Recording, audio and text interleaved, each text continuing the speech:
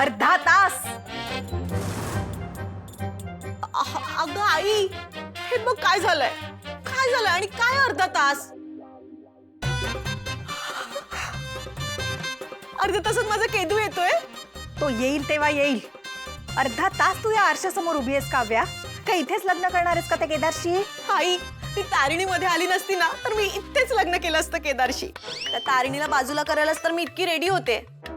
मग माझा केदू येणार आणि फक्त माझ्याकडेच बघत राहणार. त्याला रिग्रेट होणार तारिणीशी लग्न केल्याचा, आणि मग तो तारिणीला सोडून माझ्याकडे येणार. हे तोंड बघून. आई, तू प्रत्येक वेळी अशी का बोलतेस ग माझ्याशी? का बोलते म्हणजे तुझ्या भल्यासाठी बोलते काव्या. काय करून ठेवलंयस हे? आई, आई अगं काही कमी आहे का? कमी आहे, अकलेची कमी आहे. आता ती कशी वाढवू? ती वाढेल तेव्हा वाढेल. तू आधी हे कमी कर. केवढं करून ठेवलंयस ते? हे फक्त जास्त नाही, भयंकर दिसतंय अगं. आधी पुसून येते. अशी जाणार आहेस का केदार समोर? कशी आहेस तू? असं नको जाऊस जा. आवर व्यवस्थित जा जरा त्याच्या समोर. जा, जा. मी करते जा. सगळं नीट. पात्र एक नंबरची.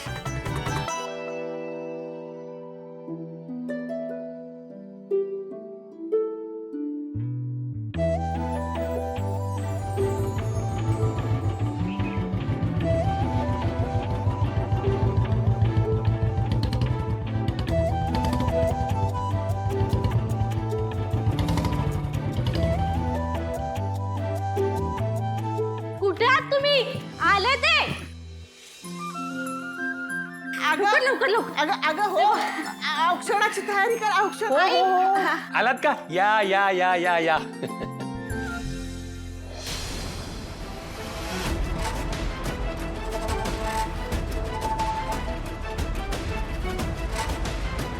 तुम्ही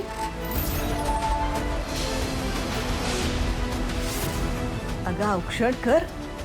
नवीन जोडप्याला असं ताटकळत ठेवू नये जास्त वेळ.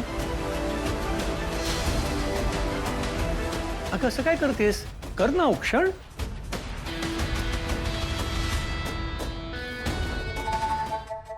वहिनी गेला. आपला मुलगा आपल्या हाताबाहेर गेला. आपला युवराज, एवढा महालासारख्या घरात वाढलेला युवराज त्या बेलसरेंच्या खुराड्यात राहायला गेलाय. नाही म्हणजे त्याला सवय नाहीये ना या अशा परिस्थितीत राहायची. मग तो कसं मॅनेज करणार? मलाही तीच काळजी वाटतेय. मागच्या वेळेला गेला तेव्हा बेलसर यांनी हातात झाडू दिला त्याच्या. आता तर काय राहायला गेलाय. काय करतील कोणास ठाऊक. काय हरकत आहे?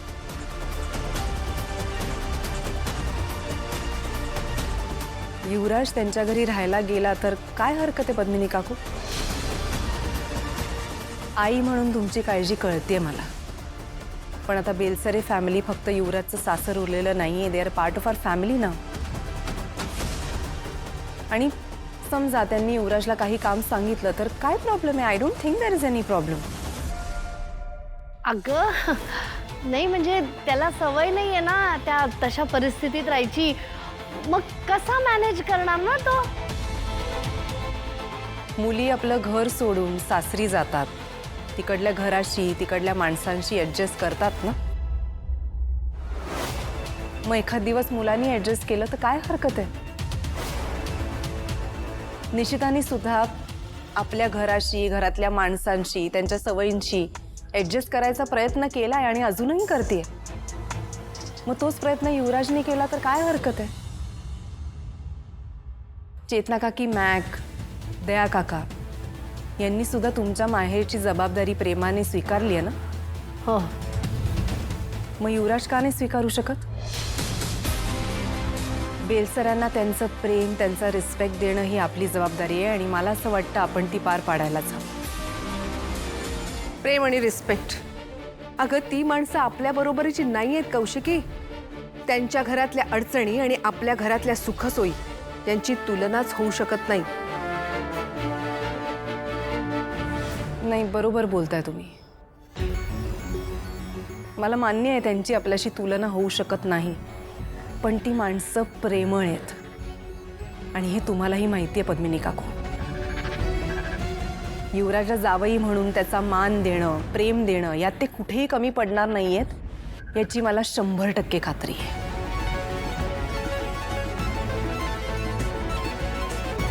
आणि आता मला असं वाटतं की युवराजने जावई म्हणून बेलसर यांची जबाबदारी घेणं गरजेचं आहे. He has to take responsibility and I know he will.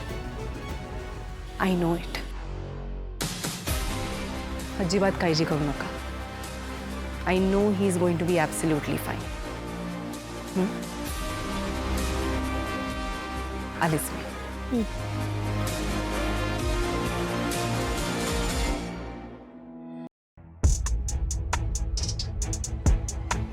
आई औक्षण कर.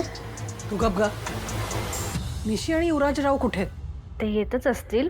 तू त्यांचं औक्षण कर ना.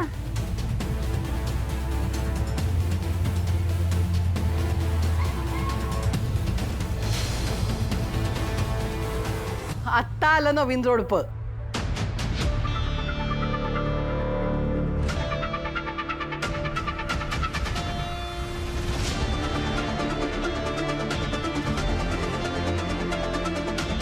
या मम्मा निशू, अगं थांब बाळा, थांब. बाहेर वाशिणेस तू. तुझं चांगलं स्वागत करू दे आम्हाला. बघ आम्ही सगळे आहोत की नाही उभे स्वागताला.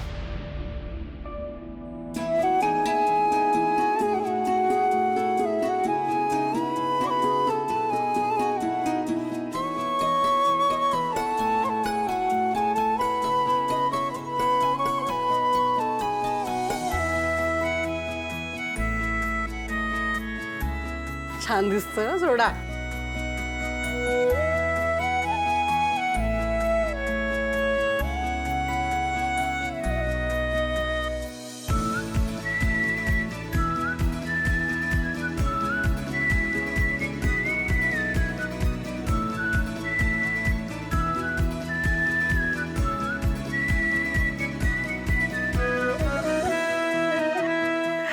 या या आत या.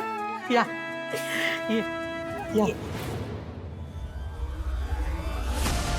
रेखा, अगं तारिणी आणि केदार दिसले नाहीत का तुला? त्यांचं पण औक्षण कर ना. सासूबाई, अहो तुमचं घर आहे. तुम्हाला ज्यांना कोणाला बोलवायचंय ना त्यांना बोलवा. पण त्यांचा मानपान माझ्याकडनं होईल ही अपेक्षा ठेवू नका. घ्या. रेखा, हट्टीपणा पुरे. रीत म्हणून तरी कर. आजी, अगं जाऊ देत ना. अगं राहू दे ना. काय राहू दे तारिणी, रीत असते ही. दोन्ही एकाच घरच्या मुली आहेत ना, मग हा भेदभाव कशासाठी? भेदभावाचं तुम्ही बोलताय? आयुष्यभर निशी आणि तारिणीमध्ये भेदभाव केलाय तुम्ही, हे विसरलात? मी नाही करणार औक्षण.